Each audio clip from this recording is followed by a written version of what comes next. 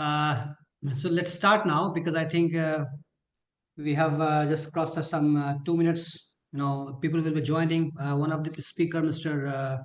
Srikant, is still to come. Hopefully, he will join us. And thanks and welcome to all of you and taking your time for this webinar. Let me introduce you formally. I'm Rajiv Jha and I work for Humanitarian Aid International as a director program disaster risk reduction and climate change adaptation. And one of the purpose of the webinar is to raise the awareness and sensitivity about the application of technology, drone technology, and in the context of DRR and CCA. And secondly is that the HI has been recognized as one of the innovation hub of the ADRRN, that is Asia level network of disaster response and disaster response and reduction at Asia Pacific level. So that is one of the responsibility for us to keep talking and keep continuing to work on these drone hub and all that. So welcome, Srikant. So based on that context, we are organizing this webinar. Last year, we had also organized a one talk, but now thereafter we will continue to do so. This time through online. Maybe next time we'll be trying to have this in-person meeting somewhere in Delhi for half a day at least. That's how I trying to do that. Will not take much of your time because we all have got the cramped schedule and a lot of people to speak on. What I say is that I just give the briefings of the panelists we have today. We have the Takeshi Komino. He's a Secretary General of the ADRRN, as well as heading the Church Asia. I mean, the community Church Asia probably at Japan level, a country head, and he is the one who actually brought the. Please unmute yourself. Mute yourself. Those who are speaking. He is the one who brought the energy and idea of this innovation hub, and we will be highly thankful for him, indebted to him to bringing this idea and making it live. We have Mr. Mattias Soderberg. He's a head climate change from DanChurchAid, Denmark, and is quite a well-known figure around the world in the area of climate change and DRR. Probably vast years of experience. We have Mr. Amit Kumar, who is a former head of global resilience of ADRRN. We have Professor Anil Gupta sir. Anil Gupta sir is widely known in India and abroad in the area of disaster management. Those who are working in this working style of Mr. Gupta in NIDM, they know him well, how energetic he was, and he was the one pioneer in terms of policy making and other issues in India and South Asia, definitely. And currently leading as a ICARS newly established Center of Excellence of IIT Roorkee by Government of India as a full-time professor. And we have Mr. Srikant Agarwal. He's a PhD from Florida University and IIT Kharagpur graduate, and he has CEO of one of the leading IT company in India. And all of you, those who are participating in this webinar for your reflections. So I've been requested by Anil Gupta sir that he has time to some other engagement. So before taking my time to engage, I request Anil sir to take his time first, and I request to keep yourself around 10 to 12 minutes of speaking, and then possible 1 minute of question and answer. And so webinar is not in terms of hierarchy, in terms of other things, but mostly in terms of need and people's time schedule and all that, and followed by probably Mr. Srikant can speak on, then we'll speak to request Amit ji and Mattias. But before that, I request Takeshi to have his few words on reflections, and in between he can come in. So Takeshi first, and then Anil sir, and followed by Srikant. Thank you very much for my stumbling and my rudimentary understanding of issues. I'm also a novice in this sector. So thank you very much. Takeshi, to you. Thank you. Thank you, everyone. My name is Takeshi Komino. I serve as a chairperson of Asian Disaster Reduction Response Network at the moment. Nice to meet you all, and thanks for the Drone Hub colleagues for organizing this webinar. I think it's great that these like-minded colleagues are gathering on periodic basis. ADRRN, we have a vision towards 2030. We say, you know, our region, Asia, is considered as one of the most disaster-prone region in the world. We would like that to be transformed to Asian region becoming the world's most disaster resilient region in the world by 2030. And that transformation, I think, you know, needs to be led by leaders at the various levels, including the hubs. So ADRRN has these thematic hubs, and the newest hub of us is Drones Hub, led by Humanitarian Aid International. And we're very happy that the HAI colleagues are really taking this on with the active energy. We see a potential in the application of drone technology in our line of work. For example, on disaster assessment and monitoring is one, early warning systems, and also logistics support to the disaster affected sites as well. You know, I've been speaking with Drones Hub colleagues on the vision of the hub also, and right now, I think still drone technology is considered something special. But at the end of the day, I think if our local and national leadership and our colleagues in the network use drone technology as something normal, not something special, but something normal thing to be integrated in our line of work, I think there's going to be a big transformation of impact. And that's what we want to see at the end of the day. But in order to do that, we need to build this technical sort of foundation at the personnel level, organization level, policy level, at the network level. So, you know, having these like-minded colleagues to share examples and knowledge, I think is a great step forward. And as ADRRN, we would really like to support this work of Drone Hub. And thank you so much for all the experts and colleagues who gathered today to share your knowledge. I think this capacity sharing is really the way forward in our region, in making this region the most disaster resilient region. So we very much appreciate your expertise and your time. So thank you very much. I will pass back to Rajiv. But thanks, Takeshi, for your reflections. Thanks, and we'll take your insight again. And now may I invite Mr. Anil sir, Prof. Anil Gupta sir, for his reflections, and look forward to you, sir. You're muted, I think. Yeah. Thank you, Rajivji and the colleagues, and thank you, Dr. Takeshi, for setting the context. This is a very, I would say that a welcome beginning on this discourse, because if we just go back 4 or 5 years, not long, then the drones were something very new, Right, in our soil, in India. And so within very few years only, drones have become so popular.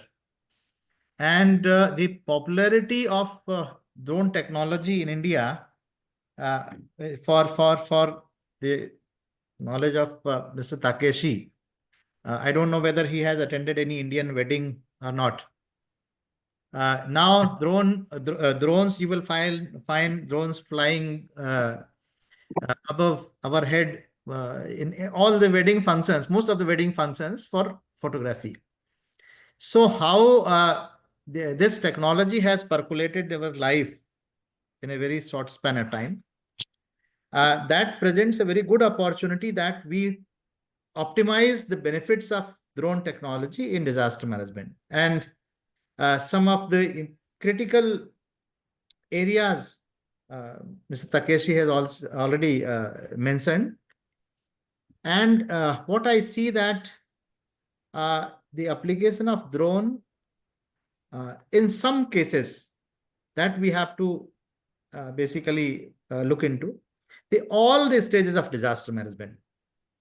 So that is something very important, because and that basically the difference when we talk about the benefits of satellite technology. So the limitations that we had when we said that we use satellite technology, because disasters in most of the time have a local they are the local phenomena, and maybe a few meters to few kilometers. So there the drones have the better applications than the space technology. Then space, basically, if we look at the data, the acquisition time also, the time gap, I think that is more. And here we can have the multiple benefits. When it comes to the forest fire kind of things, forest fire and also forest pests, drones were being applied for a little longer time, maybe a decade or so, or even little in the past, particularly Canadian forests, and they people used to use this kind of thing. But in many countries, then it was there. Certainly, the Australian bushfire and Canadian fire, the California fire, then it shows that drones which have fire with the heat resistance can also be have multiple benefits. And this I see that this same benefit can also be very useful in the areas of industrial, which are the areas which are highly industrial, and particularly the hazardous chemical storages are there, where the risk of the chemical fire or chemical gas leak may also be there. Because in those cases, human operations are not that easy. But if drones are resistant to those kind of things, and this technology can really help. In fact, there is already the entry of robotic firefighters because they are thermal resistant, and if human beings are there operating, they have to maintain certain distance, but robots can reach quite near to that site, that location. Similarly, the aerial the operations can be thought of, and there are good innovations also in this area by drones. Then the additional applications which we see that where we have to use like the hyperspectral remote sensing kind of thing, where particularly in the study of ecosystems and vegetation. So now there is a greater emphasis coming that how disasters are affecting our ecosystems, disasters are affecting our ecosystem services, because there is a lot of emphasis coming on non-economic damage and losses also. Particularly this recent two COPs brought this focus. So there the application of drone would be very useful, because if we take 2-3 more days or even 20 more hours in taking the data, there will be ground changes. We would not be able to get the correct picture. But drones can be applied. The drone application can give you immediate surveillance and monitoring. And then when it comes to monitoring, so all the stages, monitoring is needed not only during disasters just for situation, but monitoring is needed even putting in place various mitigation measures also. Then during disasters, the logistic things, troop deployment, many things. And then in the post-disaster, the recovery also. So there, in fact, I see the application. Then evacuation.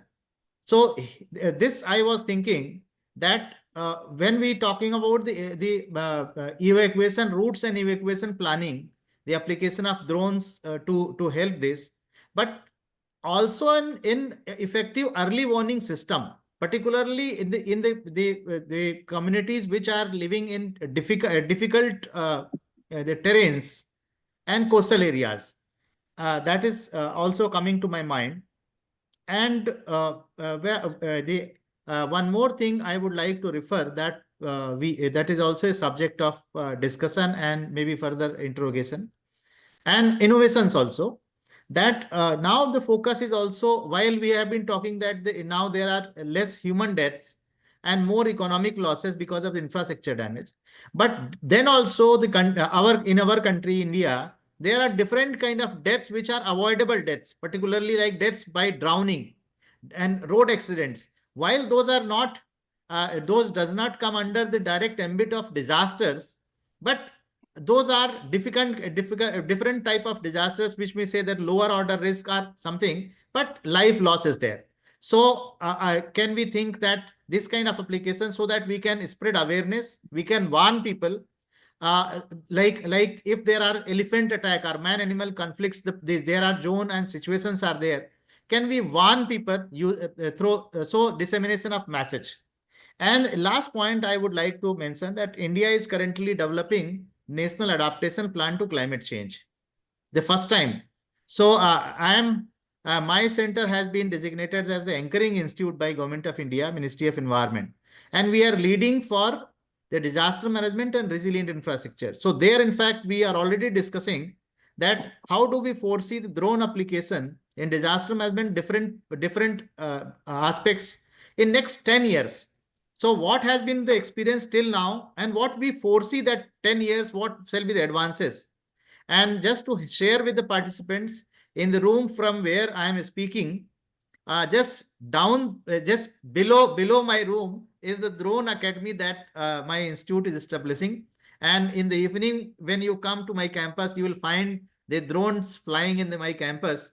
So there is a good opportunity that we have already started some discussion. They want us to understand better application in disaster management areas. And the last point that I would touch before I close, that Government of India has recently asked us to come up with a 25 years disaster research agenda for India. I think that is very, very apt time that when we are discussing that what kind of researches and innovations are needed for disaster management in the area of disruptive technology, we think and we integrate this aspect as well. So these are few thoughts, and I would be eager to listen to other speakers. And my apology that I may not be here for full time, but maximum time possible I will be here. I have another meeting, but I'll be listening to the discourses. Thank you. Yeah, thank you, sir. Thank you, sir. I mean, before sir will go, if anybody would like to ask a question, it would be fantastic. Or otherwise, I have one question to ask. Please. So, sir, my question is that is this the National Adaptation Plan is the part of the India's climate change action plan on the 7th or 8th sector already defined in 2008-9 way back? Is it a part of it, or if not, then how different it is? And second thing is that in terms of wildfire or in terms of prediction of the hazards, how it is happening, what are the sort of your thought or reflections? Because what I feel is that in the recently California wildfire, the FEMA, probably one of the agency who established to fight against the wildfire in way back 60s and 70s, probably would not up to the mark. I'm sorry to say that because I'm not in that area of expert. So probably, and the emergence of AI and artificial language model and all that, quite an advanced stage. So is it possible now to predict, have the better prediction of these hazards, especially the wildfire like that? Your thank you. Thoughts? Thank you. Very important question. So I'll quickly answer. This National Adaptation Plan, I think some countries have already developed in response to UNFCCC's call. Certainly, it is linked to National Mission on Climate Change, which has 9. Now, one more mission is there, 10 missions, 10 national missions. But those missions were primarily addressing that how do we reduce the greenhouse gas emissions and basically how do we enable the green growth across various sectors. But the adaptation plan is while it is very much related, but it has a little specific focus on reducing loss and damage in the various sectors. Because this is a realization that climate change impact is already there, and some areas there has been a vulnerability assessment in India, and some parts of the country, particularly the northern and eastern part, are more vulnerable, and then the coastal pockets also. So, how the sectoral adaptation and then disaster management comes as a cross-cutting, because all the sectors are affected by the impact of disaster. So, and that is the reason many of the ministries are taking deep interest into this. In fact, we feel lucky that we have been assigned this kind of work. We have this opportunity. And second, that regarding prediction, basically earlier the forest fire, we had the INFROST, that was Indian Forest Fire Rating System. So that was like a something which is happening, like the fire has started, and then as soon as we capture and we give the information that fire has taken place and it may spread, so the necessary action to be taken. But now the fire, it has been transformed to Forest Fire Alert System. So alert system basically takes cognizance of the changing weather systems, basically, and weather forecasts. That if the dry weather is to come, and we certainly know that which kind of species are there, like the chir forests are more prone to forest fire. Right. So the three things are there. One is that the kind of species which are prevalent there, kind of forest. Second thing, how the weather forecast is there. So if the dry season, and then the ground information, like the condition of the litter. If litter is already dry, then there are very much chances, there are too much chances that the fire can catch. And if there is a single spark, then it will be a catastrophic this thing. But if the litter is moist, the litter is humid, then there are not that much chances. So this forest fire alert system has been developed, and the Forest Survey of India that is doing this. Yeah. But now actually we want to we are proposing that the research that sensors can be applied, so that we have a more precise information about the location. Certainly the scale and the type of forest, and particularly the difficult terrains. If sensors are put, then how to repair, how to check whether it is functioning or not, and if there are any problems. So in that case, basically drones can be a good application. Drones along with the sensors, network of sensors, then drones along with the hyperspectral that I was talking about, because the forest fire, this thing is also associated with the evapotranspiration system of the location. And I would like to add one more thing. Like we had drought, and drought, we have been often talking that drought is a creeping phenomena or a slow onset disaster. Now, past few years, many parts of the world, including some sites in India, have reported flash drought, which is a new phenomenon, sudden depletion of the soil moisture.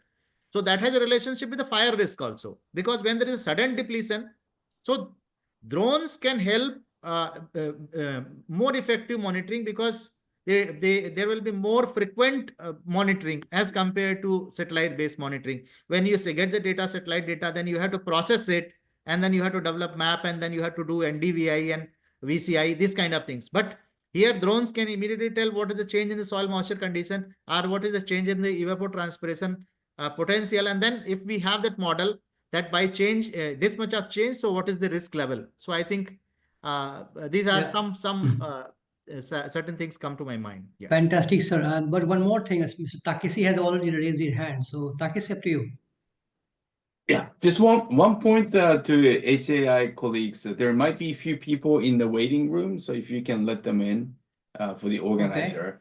Okay. And one question to Professor Gupta is, you mentioned about the Drones Academy at your campus.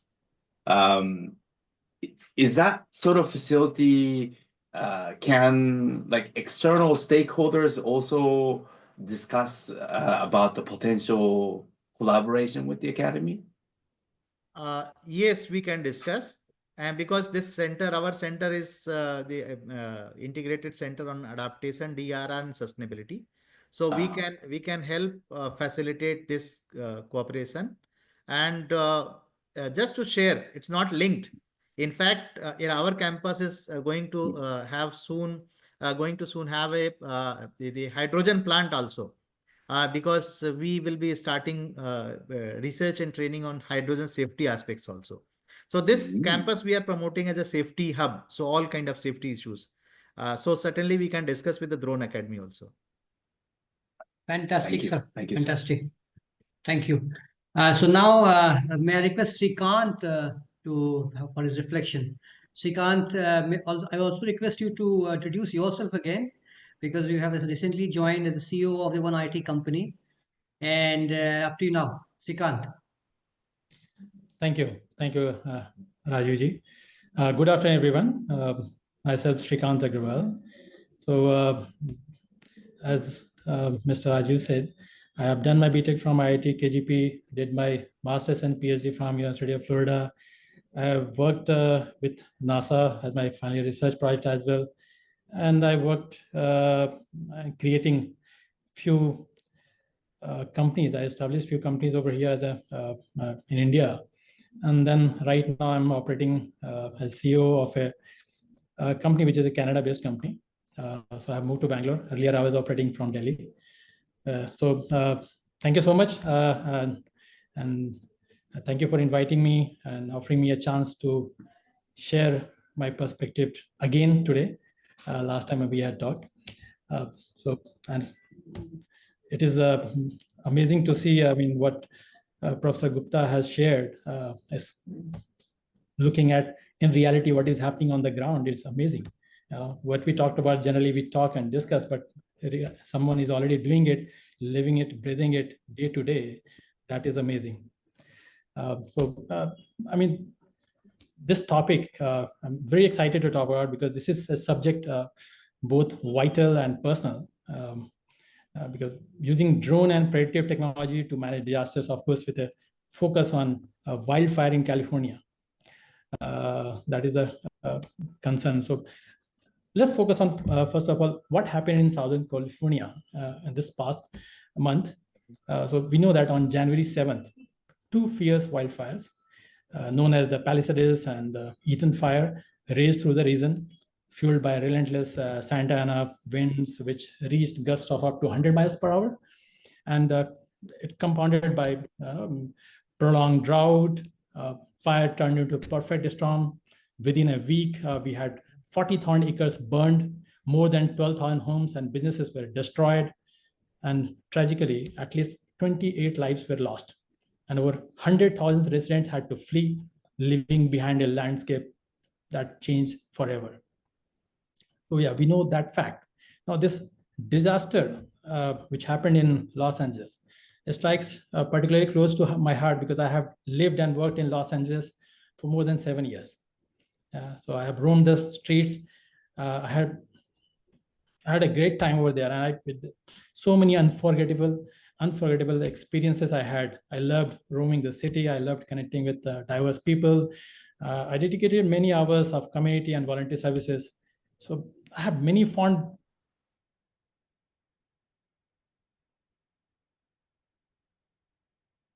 Hello.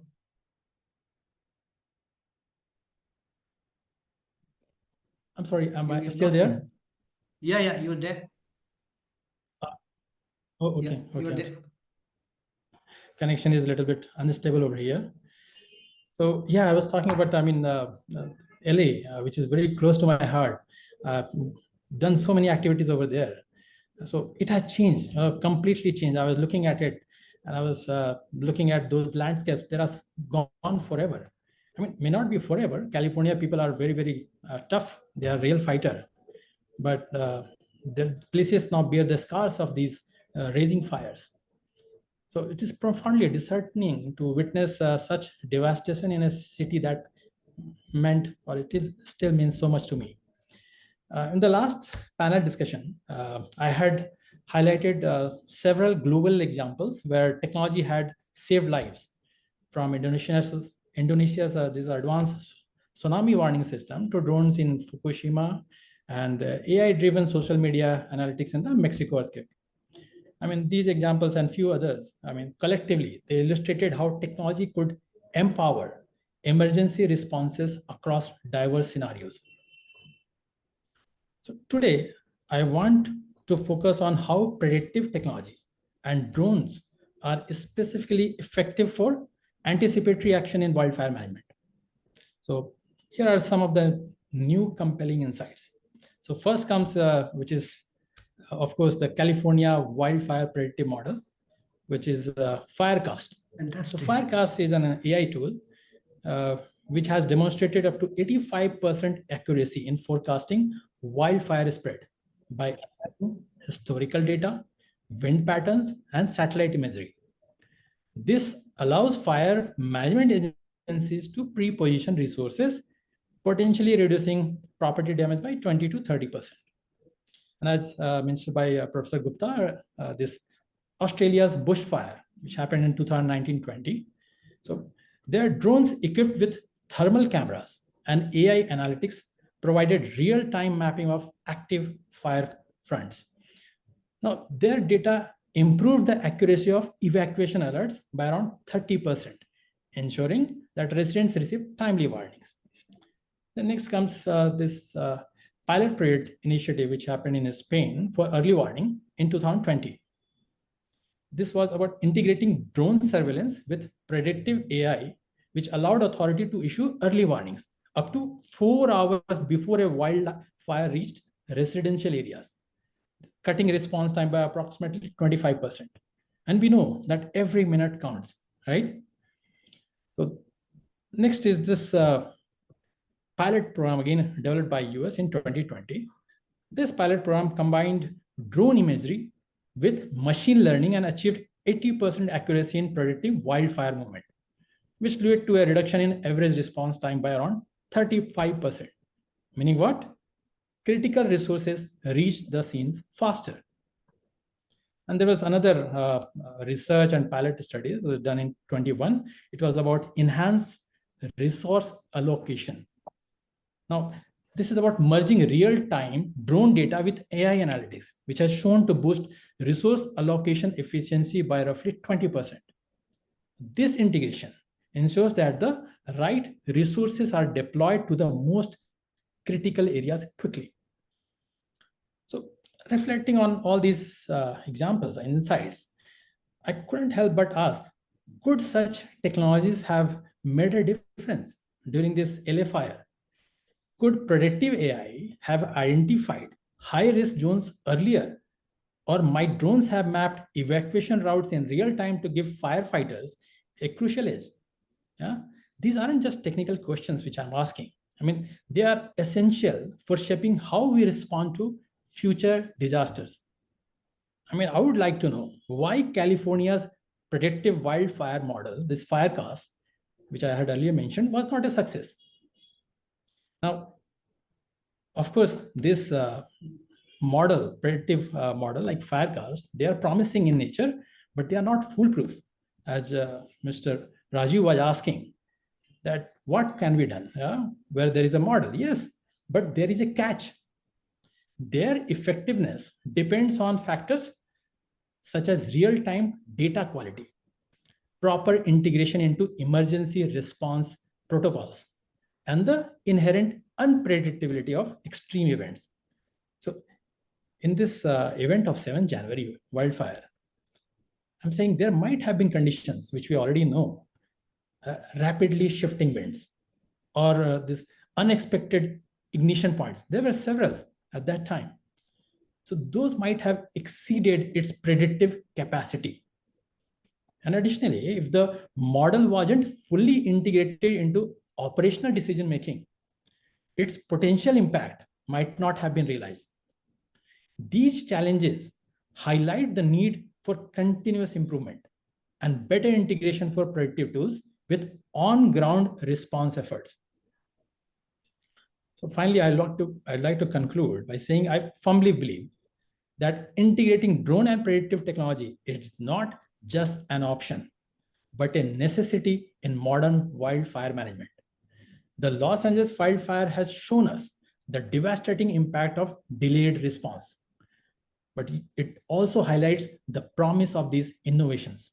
So as we continue to refine these tools, we are better equipped to anticipate and mitigate disasters, protecting lives and preserving our communities. So let us carry forward the lessons and push the boundaries of innovation for a safer and more resilient future.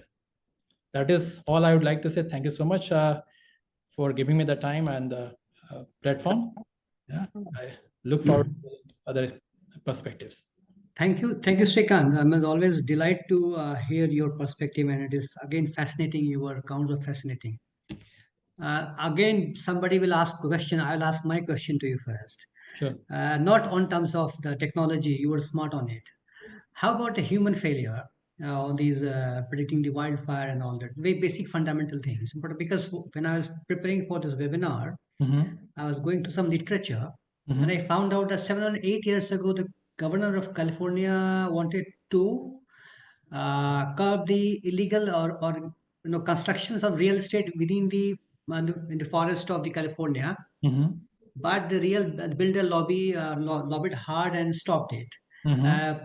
Advised him to stop it because it was going to harm the tourism and the economy of the state.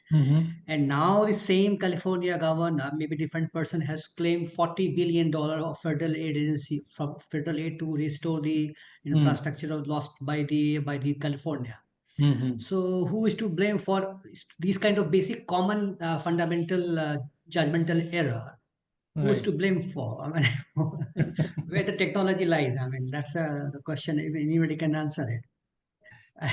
I believe I can give my point of view a little bit, but the answer, I mean, everybody knows the answer more or less, right? What happens normally, you always look to blame someone. Even in this wildfire, people were blaming the governor, saying there was a funding cut for the fire people. There was not enough funding. They were not working. Their salaries were not getting increased. So there were a lot of questioning around that. People were trying to blame, and it's not the people actually. There are some always opposition party which will make it a big issue. But when you dig deeper, you would realize that it was actually about increasing the salary, and there were a lot of things were happening. And it was not the governor which was to be blamed. And of course, the later rumor died down. But you will hear all such stories where someone is trying to do better, trying to make it better. I mean, right now, what we are discussing is also trying to come to a point where we can do something about it, or perhaps guide someone to do something about it. But eventually, what will turn out to be, nobody knows. And the nature has its own course to take place, right? This firefighting, which, I mean, it is the worst you are seeing. I was there and I saw a lot of fires happening over there, but it was small in nature. Of some time, they were big in nature, but not that big. This time, there were a lot of fire points were getting generated. I mean, unpredictably, somewhere here and there, and people were questioning whether it is actually natural fire, or was it man-made fire? There were a lot of investigations happening. Then other thing was they're trying to predict, but the wind was shifting so much. So every time they will try to predict something, okay, it is happening, but they were not very sure. In spite of all the cross-department communication, they were all trying to work together. Still, there was no conclusion that what is going to happen. So there was a lot of uncertainty around that.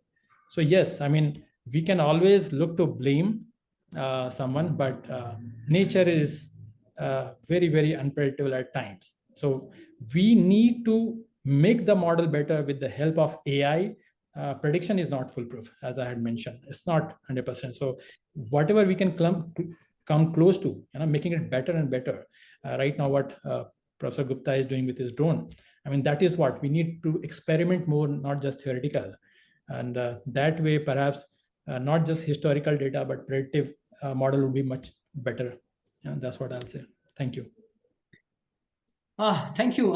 Thank you very much. Anybody would like to raise his hand, ask a question? Because Srikant may also have some time issue.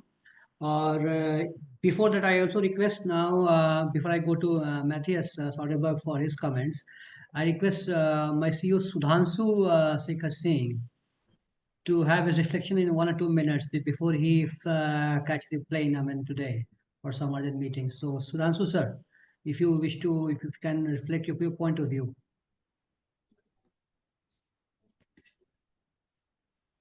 Are you there? Actually, currently, Mr. Sudhanshu Singh is never unavailable, but Okay. I'll see. Okay. Yeah. I'm Okay, actually leave off it desk then. at the moment. Yeah. Okay, Please not go. issue, not issue, not issue. Thanks, thanks.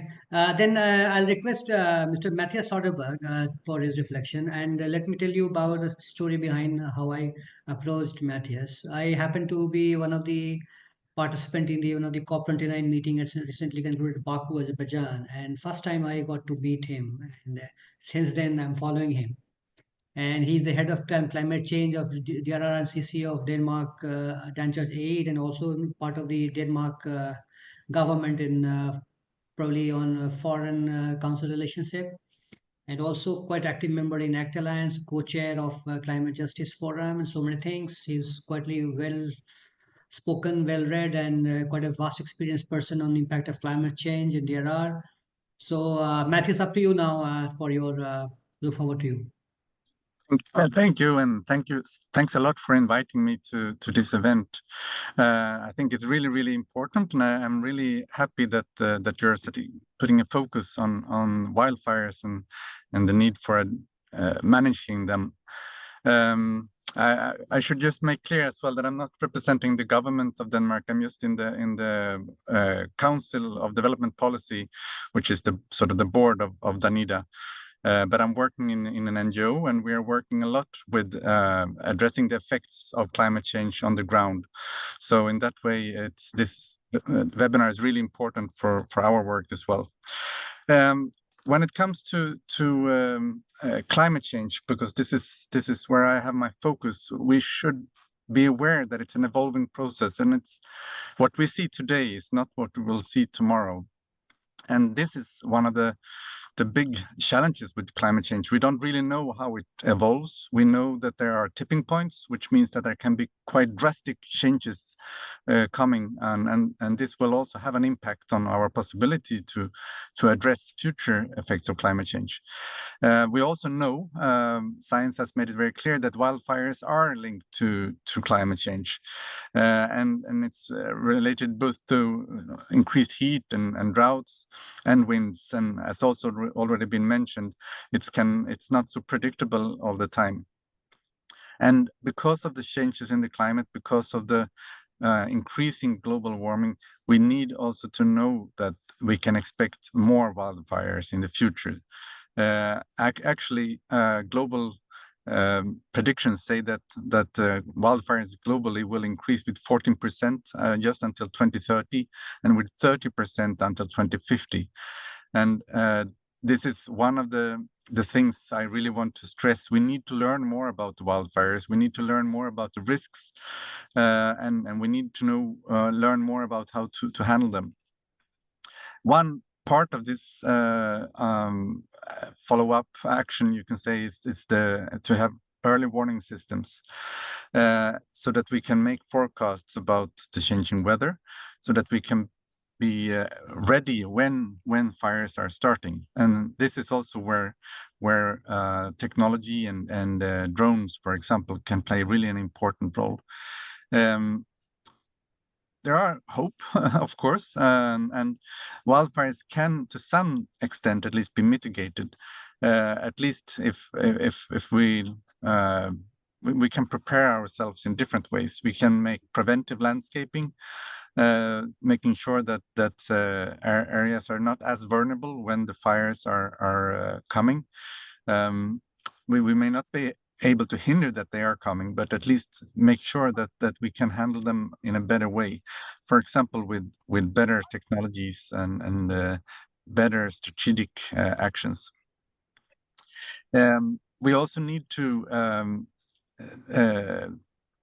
be aware that the risk is increasing, and thus we need to ensure that all parts of society are prepared for these increased risks, not only to wildfires, but to the effects of climate change. And we need to continuously develop new tools. And that's why I'm so happy that this webinar is focusing on some of the technologies which can help us to tackle the effects of climate change. I know time is short, so I'll just go quickly into a few things which I think are important to consider. Firstly, there is a potential of technology like drones. There's a big potential. They can collect data. They can help us to learn. They can also help us in the when the fire is happening. And I think their potential in relation to AI technologies is also big. And we should really try to improve this research so that we can improve the technologies and they can become even better and more efficient. However, as also already been addressed, there are some challenges with access to technology, and these challenges must be addressed, especially when we talk about poor and vulnerable areas. In DanChurchAid, we work a lot in areas which are extremely vulnerable to climate change, and these are communities which do not necessarily have the access to technologies we need. So access to technology is important. But we also need to make sure that the technologies are relevant to the local context, and this is one of the challenges. There is no technology which can just be applied everywhere without some adjustments. You need to consider what the local context look like, and to make sure that it's accessible in a way so that it also is relevant for the local challenges. This may have a price, and this is why we also need to ensure there is finance for enabling access. Drones also need energy, and this means that we need access to energy. And for big parts of the world, there is still a challenge to have access to energy. And of course, we need to ensure that we have access to renewable energy, and which is not contributing to more climate change. So part of addressing wildfires and to use drones is actually starting with ensuring that there is available energy which can be used. We also need to have a focus on maintenance and spare parts. This is one of the challenges we see in many of the communities where we work, that we can introduce technologies, but if there is no capacity or access to the maintenance which is needed, technologies may have a very short life, and when they are broken, they will not continue to be used. So this is also a focus which should not be forgotten when we introduce technologies, that there must be a sustainable way to use them. Finally, also the question about legal matters is really important. It was mentioned before that drones now are circling around weddings, and they are present everywhere in society. But in many cases, there are also restrictions, and I believe there will be more restrictions for drones in the future. So we need to make sure we also have a dialogue with the policymakers, making sure that we can use the technologies which are available. Always when we talk about climate change, there is also a justice dimension, and this is really morally important as well for this whole debate. Those who have the smallest emissions, those who are contributing the least to global warming, they are often the ones which are not having access to technologies and solutions. So it's really important to link the whole discussion about access to technologies and drones to climate finance and the possibility to actually invest. And just to conclude, as I mentioned, it's important to consider the risks of wildfires, and the risks are changing. So we need to learn more, and maybe the drones can help us to learn more, but we need to be better prepared. We need to enable access to technologies, and this is not only the question about developing technical solutions, but also ensuring that we have the legal framework we need, we have the finance, we have the maintenance possibilities, we have the skills where it's needed. And the last point, we should always remember, when the actions we do to manage wildfires, they are not ending when the fire is out. Because we also need to invest in forest restoration and making sure that nature has a possibility to regain its possibilities to grow. This is also related to climate change, of course, because nature-based solutions are a way to sequester carbon and thus limit the risk for future climate change. And forest restoration is an important element in our efforts to tackle wildfires. Yeah, I'll stop there, and looking forward to listen to the continuation of this webinar. Yeah, thank you. Thanks a lot for this highly enriched intellectual thought. I mean, you have raised so many questions and answered some of the answers. But my question one is that as a not-for-profit organization or a small organization who actually want to implement the facets of technology, but at the same time struggling to find out the solutions for it, because you also have to have the resources to do that. The capacity issues you have it. So a lot many times what we feel is that there's three systems runs parallelly. One by the government, which talks about technology, big plans and all that. Second, we the not-for-profit organizations or other organizations who are willing to work along with the government and want to contribute, but in spite of the good intention, somewhere falling behind. So how do we address this? I mean, there's no straight answer of your question. My question, I know, but any insight you'd like to draw? Absolutely, and thanks. This is a really, really relevant question. I think, as I mentioned, there are many, many aspects related to introducing technologies and drones. It's not enough just to come with the product. You need to have all the other aspects where you need to have the knowledge, where we have the maintenance opportunities, you have the legal framework in place.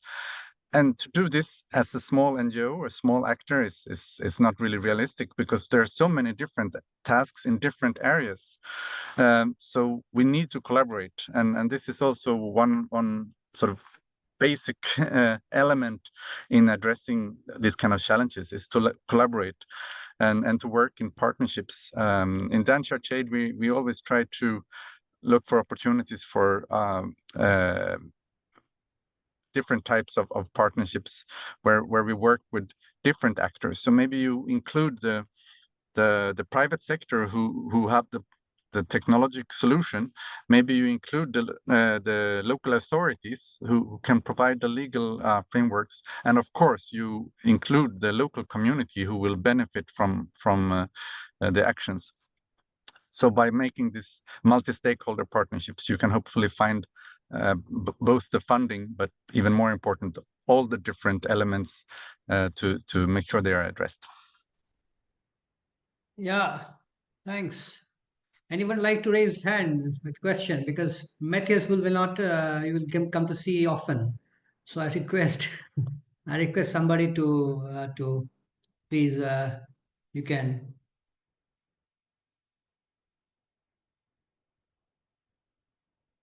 Anyone? Takeshi, you like to? No, thank you, Mattias. Really appreciate your insights and time also. From a perspective of multi-stakeholder collaboration, I also invited one friend to this webinar from Nepal. Uttam is here with us, and he has his own company and he works from the private sector perspective. But I think he's one of the guys who makes sure that the technology becomes available to various practitioners on the ground. And so maybe I just wanted to invite Uttam also, if you have any thoughts, insights. Yeah, makes sense. Thank you, Takeshi-san. Hi, everyone. First of all, thank you, Takeshi-san, for inviting me to this very interesting discussion. Just to give my background, I started working on drones since 2015 Nepal earthquake. And there has been a lot of moments where we have deployed drones in Nepal for disaster risk assessment and response. And beside that, one of our key focus is localization of drone technology. And by localization, what we do is we train the local people so that they have the capacity in their country to deploy drones when there is a need. So we started a Flying Lab network, which is a non-profit initiative in 2015. And the Flying Lab network now exists in 42 countries. We have Flying Lab in India, in Japan, mostly in the disaster-prone countries from the global south. And at Flying Lab, what we do is it's not just about training the local people on how to use drones, but one of the major challenges around drones have been how do we turn the data into action? Because a lot of time technology like drones, it collects huge amount of data. And one of the challenges in terms of decision making has been how do we turn that data into action so that there is some actionable activities on the ground. And in the context of Nepal, we have deployed drones post-flooding, we have deployed drones post-earthquake, but there is always this challenge around turning the data into action, not just because the technology does not exist, but it's also because there is always issues around how do we integrate the activities by private sector and non-profit into the government initiative? Because, you know, in the time of disaster response, there are so many actors who are trying to work on the ground. And in case of drones, if we do not deploy drones within hours after disaster, it doesn't make sense to deploy drones like a month after disaster and do the assessment. But at the same time, the challenge is there are helicopters flying in the sky. There are so many coordination happening on the ground. So there is a choice between how do we deploy drones for doing disaster assessment or damage assessment versus sending helicopters to conduct the rescue missions, right? So drone is a very valuable technology, but at the same time, there is a lot of challenges also. I recently did my master's from University of Manchester, and my thesis was around designing a framework to systematically study the challenges of deploying drones in post-disaster context. So there is both theoretical as well as practical experience that me and my team brings in. And then I'll just make one more point, and then we can discuss about it. You know, when we talk about drones, a lot of time we talk about human resource capacity, technical capacity, and financial capacity. But I think the biggest challenge that we have faced is the acceptance from the community. Because, you know, when you fly drones, you also need to think about data privacy from a data privacy perspective. You are calculating data in 5 centimeter resolution of an affected community that is in dire need of some humanitarian support. So at that time, how do you balance this ethical dilemma versus serving the need of the people who are affected? And that has been a very big challenge. So community engagement is always a heavier component in any drone mission. What I say is like flying a drone is only maybe 30%, but 70% is all about how do you engage with the stakeholder and the community? How do you turn the data into action that you capture from the drone? So I think, you know, it has a lot of value, but at the same time, there is a lot of things we need to do systematically to make it work for the community. Yeah, thank you, and over to you, Thank you, Takeshi. Uttam. Yeah, thanks, Uttam. And I request if you're traveling back to Delhi sometime, do come to us, and we'll have to discuss this and hopefully to try to converge on these issues. And because this COP is going to be a continuous process, and every quarter we'll be having one discussion on these things. So thank you very much for your insight. And I think now I'll go to Mr. Amit Kumar. Amit Kumar is a former senior colleague and friend, and who has loads of experience in the sector, in DRR and CCA resilience, PhD in earthquake technology from IIT Roorkee itself. And I mean, he will bring probably the Central Asian perspective, Amit, if I'm not wrong, or if you are, but you are Sure. feel free to speak on anything because you have got the depth to speak on. So thank you for coming, Amit, and now your chance. Thank you. Thank you so much. Thank you so much, Ajay. So today, in my presentation and the discussions, I will be largely focused on the technology transfer in the field. And I will be very specific to the Central Asia experience. You can hear me, right? Yes. Yes. So then I will take certain slides to go through, and but of course I will be maintaining 10 minutes time and followed by the discussions that will be more interesting. So I'm just sharing my screen.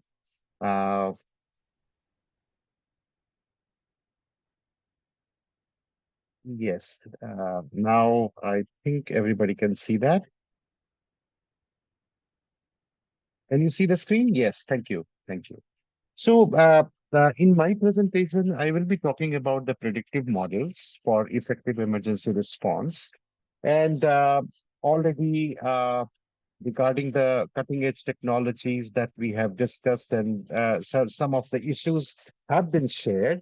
So now I will love to talk about recent disasters and how predictive technology has helped us, and what is the role and the risk assessment and resource allocations. That is one thing that I would love to share with you in the mountains of Central Asia, how it works, and then the partnership and role and of the technical stakeholders in those areas, how it works, and the current challenges, of course, the ethical considerations that some of the issues have been discussed. And I will be concluding with the takeaway that what is the takeaway we get it. So if we see for last 25 years that the many disasters, the hydrometeorological disasters and the geotechnical hazards have been experienced in the region. And if you see the table, which is talking about the starting from the Orissa super cyclone until date, many moments that we have experienced the large magnitude cyclone events, but because of our early warning systems, and it is evolving. There is an evolution, and slowly we are getting smarter. So we have seen that Odisha super cyclone, how devastating it was. But now if we see, we are largely protected because of the early warning system, and then already the risk assessment that has been carried out for the coastal states of India. Even if we see that tsunamis, large tsunamis have been reported. The magnitude of earthquake was 7.5 to 9.3. But how that the super tsunami, you can say, of East Coast, that was devastating. And thereafter, many of the events have been reported, and the people have been evacuated. So it is not only the technical things, but if we see that how that administrative, the legal, and the disaster management response mechanism has grown up. It has surged its capacity, and now it is doing better and better. So very simple example is in Bangladesh, we always quote that Bhola to Bulbul. So Bhola was 1970 cyclone, and which led to the life of 3 to 5 lakhs. So reports are not very clear, but it was, and the wind speed was around 205 kmph. But if you see that in 2019, when the Bulbul episode was, it was hardly 38 people were killed, and and the wind speed was around 130 kmph. So you can see that how that readiness has played a role to save the life of people. But one important thing has happened in last 2 decades, that our exposure level has increased. So the people casualties have substantially reduced, but the exposure to the assets and the infrastructure, that has gone manyfold. So those are the things, that the challenges. We see that the opportunity, that how it is working very good, but at the same time, our demographic development is also posing certain challenges to the disaster emergency and disaster emergency response. So I give that the predictive model, because last year, I'm just citing some of the experiences that we had in Afghanistan. And last year, there was a massive floods, the flash flooding in Bamiyan, Baglan province, and more than around 115 people died. And this was a flood. And that flood was unpredicted, unexpected, and it happened. So we did some work, and then we are also working for the community-centric early warning system establishment. You know that some of the war-torn countries, what is the situation and how much is the priority given to the emergency response. But still, when we talk to the community, we work with the community, we work with the development agencies and the government, we find that certain amicable solution comes out. So the hazard and risk and assessment for emergency response in the mountains, it is following 6 to 7 steps. And it starts with the anticipatory hazard and risk assessment, which is the part and parcel of the AKDN that it does, and setting up the early warning system, multi-hazard early warning system, thinking about the structural and non-structural mitigation planning, which was very loudly discussed in this particular forum. And then the policy advocacy and surging response capacity. This is a big challenge because if the government has the certain different priorities, bringing back the community's life in normal situation after the war, then where stands the emergency response? It's a big question. And then mobilize the emergency response resources. And then when it happens, when you go for the forensic assessment of the past disaster, what we did and what we missed out and what we need to do for the next. So the hazard vulnerability and risk assessment is the part and parcel for the mountain because these mountains are very fragile, and because of the climate change, the hot spots are quickly moving and it is increasing. So more than around 950 villages that we have done this HVRA, hazard vulnerability and risk assessment, and 6 for the valley and 4 for the urban areas that we have done. Apart from that, since that we are also dealing with the GLOF, the glacier, the floodings, so then we are doing some bathymetric assessments of this mountains and doing some assessment, bathymetric assessment, understanding their capacity of the lakes, which is going to be created. And that helps to understand that what are the areas, the pockets that the hazards are of the high intensity and the frequent the disaster events are happening. We do that HVRA, hazard vulnerability and risk assessment with the community, understanding their requirements, understanding their historical evidences and what they have done. And then based on that, the hazard mappings that you can see in the screen that we do. And we try to identify the hot spots where there is a possibility of community to be affected, where there is a congregation of the settlements. And then based on that, we start working around that and try to develop some community-centric early warning system and their dissemination mechanism. So we make the community to be responsive to the disaster events, and the community emergency response teams are constituted, and more than 880 the teams have been constituted across these mountains of Afghanistan. And then 30%, though there is a challenge, is that the female to be involved into the team, but still the 30% and 70% the ratio, it is being maintained. And every year, now it has started already in the March, April, when the snow starts melting, then the avalanche, it is the triggering point for the avalanches. And then we are finding that because of this early warning, so we are having certain collection of the parameters, and those parameters are fed into that the modeling. And then we are identifying that the spots where the avalanches can be triggered.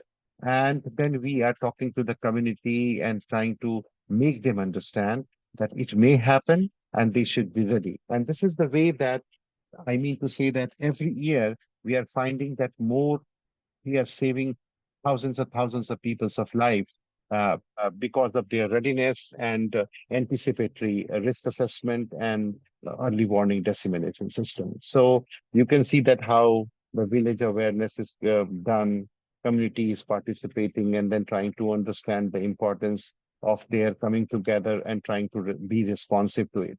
So the awareness and other things are very common, and then it is being done. So, but apart from that, today we are discussing about the different mechanism, tools, technologies. So the low technologies are one, it is possible, but more important is that how it is being practiced how people are created awareness, how they are doing the hands-on on those equipments. Those are imperative to make it more effective for the response. So SMS-based notifications with the mobile companies, that is one thing. Avalanche awareness is, of course, one important thing. The signboards, the weather monitoring post, manual one, some automatic one, as per the requirement. Those are installed in close coordination with the government. And apart from that, if it happens, then only by communicating and evacuating people from the disaster is not adequate. For the emergency response, an effective response, we need to provide that stockpile. So NFAs, non-food items that we need to provide them. So we are stocking in close coordination with the government and the development agencies.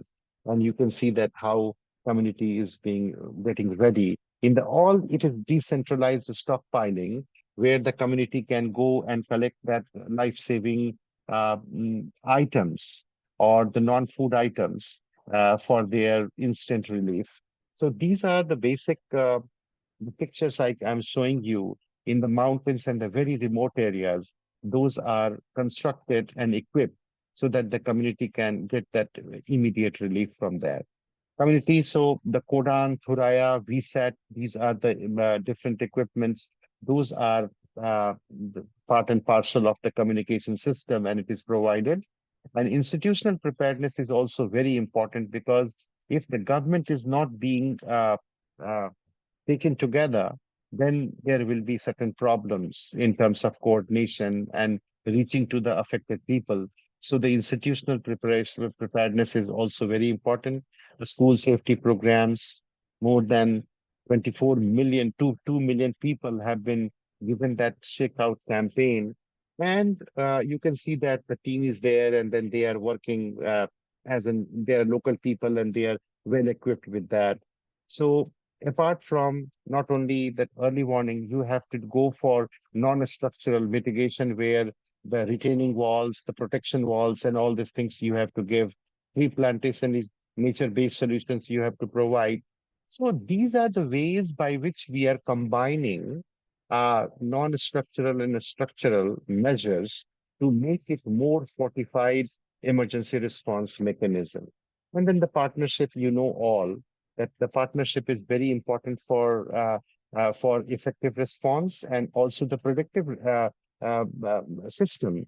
So the meteorological department, or AI, or the data analytics, sensor network, GIS, and remote sensing, some of the things are very much available, but we can see here that how it is contributing.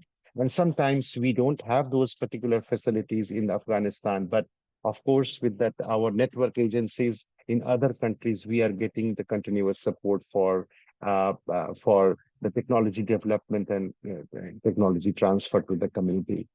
And the current challenges are many. Of course, once you work in the field, you are finding a lot of challenges. So data accuracy and reliability that we have discussed in some of the discussions, it has come out that data reliability and accuracy is one of the important input for the risk mapping, risk assessment, risk analysis, and ethical biases and discriminations are also one of the important aspects, because you know that some of the challenging areas where it is divided by the races, or maybe that the tribes, and there we are finding that ethical biases and discriminations are happening, and this can only be very, very slow process through the coordination, your soft issues that you have to address it, build the confidence, the transparency, and this is how that you bring them on board and then try to achieve that what is intended to be. The privacy and the data security is another concern, that when the disaster happens, or even at the onset of disaster, you are working and the government departments have the data, for example, that for the floods, that the water data that you need for flood modeling, and there you are finding a lot of problem, because government is mostly not providing the data to the development agencies, the non-government agencies, and there you are finding certain problem, because that much data creation is really daunting task for the development agencies. And integration with the decision making, sometimes you are finding that the disaster management authorities, they are lacking into the technical skill, and they don't appreciate that the technical backup that you have done for development of anticipatory and very precise risk assessment tools and technologies, and even the understanding of the maps. So those are the challenges. Computational infrastructure limitation is one thing that we have to, if it is there, then we are trying to get into India or elsewhere, or our Geneva office, and then they are working on it. Accountability and reliability issues these are the ethical and the current challenges that we come across when we are implementing this anticipatory risk. Finally, the key takeaway is simple. The data accuracy and reliability is key, and it is imperative for making the precise, timely, and reliable response, warning issues, dissemination, and then effective response. Robust and the real data-centric anticipation is really going to help the scenario-based assessment, and then trying to act accordingly with the precise way and with the optimal resources. And the data security and the privacy still remains the challenge for working in the mountains, and especially that war-torn countries. So this is what I wanted to share with you, all of you, that how even though it is mountain, remote areas, but still with the small, low technology, but robust way, if we are trying to combine it with the capacity building, enabling environment, providing the resources, it is possible to have that effective response. And this is the way that Aga Khan Development Network, we are saving lakhs and lakhs of people's lives by adopting this technology. So I think this is what I wanted to have a discussion and sharing my thoughts about it. Thank you. And over to you, Jaji. You are mute. Yeah, sorry. Thanks a lot for different perspective and bringing the understanding from your Central Asia, in particular Afghanistan, where I also spent my days as a for Aga Khan itself, as a for training and capacity building exercise in batches, not prolonged, but in batches.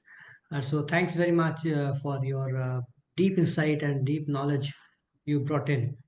Uh, Before I have my questions, I request my participants, others to, if they have reflections. I could see some of the person. I mean, I love to hear from their side. Probably, if Mr. Noak, if you can have your reflection in a few minutes. I could see Divya has raised her hands. Divya, you can speak, and all others, those who feel that I think that they have point to speak and to express their thoughts. So, no, if you can think that you can. Sure. Can you hear me loud and clear, Rajiv? Yeah, loud and clear. Okay, loud and great. clear. Yeah, thanks very much for giving me the floor. Much appreciated. And it's actually a good timing because I will have to leave in a few minutes, I'm afraid. I have another meeting coming up at the 11:30, and I still need to prepare briefly for that. So I really like this webinar. It's so diverse. I think every speaker has looked at the topic from a very different perspective, and I think that is really what makes a good webinar, right? That if everybody just if all the speakers basically are repeating what the former speaker has said, the learning is so much less. But I noticed that what I've heard from Takeshi, from Anil, from Amit, from Uttam, from Mattias, it's so different. It really also, I think it underlines how difficult our work really is, because there's so many, things we need to consider, right? The time is too short, to react to all of the speakers, but I've learned something from all of them. So I really appreciate, you all taking the time and sharing your thoughts and experiences. But one thing that really stood out for me, and it's not to say anything against, again, the other speakers, but what I really liked about Uttam's intervention is that he used the word localization. And you know very well, Rajiv, how much I've been fighting for, to move the Care Confederation and the international community forward, on the what I call the locally led path, right? And I think recent developments in the sector, I think, you all know about the US aid cuts, the stop work orders. The same is happening in the Netherlands here now. I don't know whether you've heard the news about Dutch government decisions to cut development aid. We just heard the election results in Germany. That doesn't look good either. So, it's across the globe that we see the resources for humanitarian aid and development aid are shrinking, whereas the needs are only increasing because of climate change and, the many protected crisis and all that. So I think the only way forward is if we all join forces, and that is why those diverse perspectives are so much needed, and we need to come together and fight these challenges together, as a world community. If we only think about our own organizational interest, if we only think government, we only think INGO, if we only think NGO, we only think private sector, whatever, any perspective is valuable, but we're only going to solve these problems if we work together. Collaboration is essential. And in that respect, it's really important too, that we shift power, that we move away from, the white people like myself.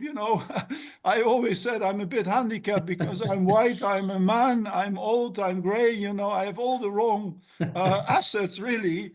But, in my mind, I'm very different. I'm a young girl, if you know what I mean, from the South. I really think, we need to shift power. And locally led is a very important movement in that respect. So I hope that from all the current crisis, something good will come. And one thing that can help is actually technology, especially if it's the type of technology where you have a really low threshold.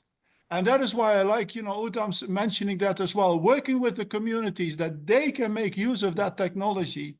That is why I think, drone technology specifically is so interesting because, children are playing with drones, right? And of course, there are lots of challenges, like Mattias said, on rules and laws and regulations and all that. But if together we can overcome all these things and we can make use of, the new opportunity that technology gives us, maybe, just maybe, that can save us because we're doing our utter best to destroy the world, right? So let's hope that technology, AI and all that will help us, and then if we join forces, I think, miracles can happen. Thanks for giving me a minute, just to share a few thoughts, Rajiv. Much appreciated. Yeah, thanks. You're welcome and always, always. And Divya, you want to speak something? So I wanted to take one point from Amitji's presentation and would like to, try to explain in India's context. So this SMS related early warning system, it is happening very well in India. Like IMD is providing the information to government and government is, circulating this information through the different these telecom services. So wherever you are traveling, you will get that SMS. So very good, they are working on it. But this is a high time we should try to reach at that level where we can simplify those SMS, simplify those messages, and also we can provide some kind of actions, some kind of guidance to community, what kind of actions they should take based on that early warning message.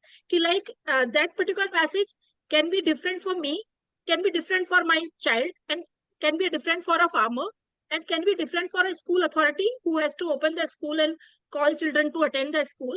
So one particular message can be different for different stakeholders. So, now it is very high time. We all, those who are working in the sector, we should try to make that effort where we can try to simplify those messages in local languages with the local dialects and also try to include the action points for the different stakeholders. So if I'm a farmer, I need to only see things as per my land. And if I'm a mother, I need to see whether I need to send my child to school or not, or should how everyone has a different kind of so this is the thing I'm appealing all my colleagues here. So we should take that level of step also.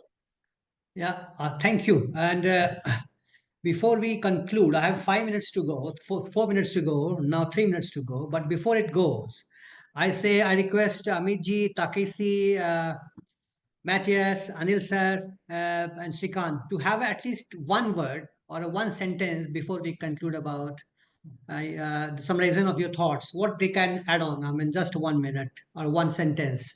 So I'll start with Amitji. Okay, so for me, for very effective emergency response, the quality of data, access to the data, and then processing and how we can reach that to the last mile, affected community, is the essence for your effective response. Over. Thank you. Mattias, if you can. I would just want to say that after this webinar, I'm both inspired and hopeful. So thank you. Yeah, thank you. Thank you. Takeshi, if you your last words. Yeah, I mean, I totally agree, Divya, that without linking all these information into action, there is no risk reduction on the ground. And so localization, I think, is key. Locally led actions are key. Fantastic. And if Srikant is available or Anil sir is available, I would love to hear their last words. Before we say Anil sir. I think Anil sir is there, but is yeah. Anil sir, please. Hello, I'm Yes, here. Actually, this all these discussions, what I learned is that how much important is to have a collaborating the data for and getting a result out of that by using the drone. It's the most important thing. Collection of data can be done use of technology, but to having the data on the what we say that on the panel to get a proper result is very important. And using the drone for collecting this data is of utmost importance. What I learned from this. Thank you for this meeting. I am always happy. Yeah. Thank you, sir. Thanks. Or anybody would like to express? I mean, we are so many people. I love to hear all of them. But I think time is out. Last 1 minute we have. Sanjay Pandey would like to speak something. Iqbal, you want like to speak something? Or you think time is up to say thank you very much for today's webinar? How do we, sorry, I have a point to make. How do we stay connected as a community? Is there a LinkedIn group or a WhatsApp group, or you want to keep it as a loose community moving forward? No, we are building on. We are building on, and we are having the database, and soon we are going to have the WhatsApp group for this, and we are also going to have launch the LinkedIn page for that. And but not last and least, you can always write to us to emails about to hi Rajiv. I'll respond to you. Rajiv@hi.india.org. You can write to us, and we can write to you, and all that. That will be reaching out will not be an issue, and we keep continue to discuss this thing, and we'll be informing all of you to be part of the webinar as a subtitle speaker, something as a participant, and bring your perspective, your knowledge, and all that. So we are also very new in this sector, in this area of development, especially in technology and the drone and all that. We are also learning. So all the new knowledge, all the new perspective, new idea, insights we welcome, and hope to work together. What Nok said very passionately about to collaborate with each other. So let me say thank you to all very much, and thank you Ritaji also for your kind facilitation to this webinar, to the ADRRN group and all. Thank you all very, very much. Thanks for your kind participation, and thanks for reflections. Thank you again. Thank you very much. It was a great Thank you, everyone. session. Thank you, Takeshi. Take care. Bye-bye. Bye.